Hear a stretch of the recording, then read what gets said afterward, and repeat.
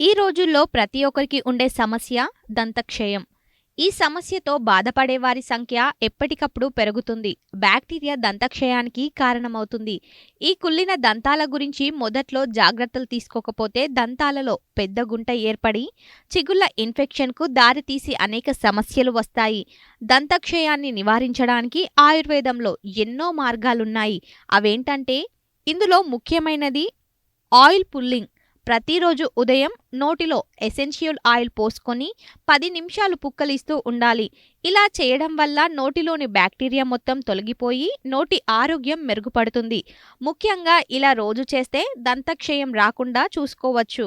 2 నుండి 3 చుక్కల లవంగం నూనెను పావు టేబుల్ స్పూన్ ఆముదంతో కలపండి. ఆ నూనెను కాటన్ బాల్పై రాసి రాత్రి పడుకునేటప్పుడు దూదిని పంటి ప్రాంతంలో ఉంచండి.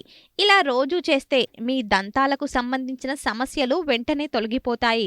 ప్రతిరోజు ఉదయం గోరువెచ్చని నీటిలో ఉప్పు కలపండి.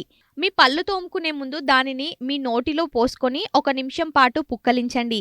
ఇలా రోజుకు 3 సార్లు తినే ముందు చేస్తే దంతక్షయం నుండి బయటపడవచ్చు. 3 నుండి 4 వెల్లుల్లి రెబ్బలను చూర్ణం చేసి దానికి పావు టేబుల్ స్పూన్ ఉప్పు వేసి ఆ మిశ్రమాన్ని పుచ్చి పళ్ళ మీద 10 నిమిషాల తర్వాత నోరు శుభ్రం చేసుకోండి. ఆ మిశ్రమాన్ని రోజుకు 2 సార్లు ఇలా చేస్తే దంతక్షయానికి కారణమైన బ్యాక్టీరియా నాశనం చేయబడుతుంది. వేప రసాన్ని దంతాల మీద రాసి 10 నిమిషాలు నానబెట్టి తర్వాత గోరువెచ్చని నీటితో పుక్కలించాలి. వీలైతే రోజు వేప పొడితో పళ్ళు తోముకోవడం వల్ల దంతక్షయం నుండి బయటపడవచ్చు.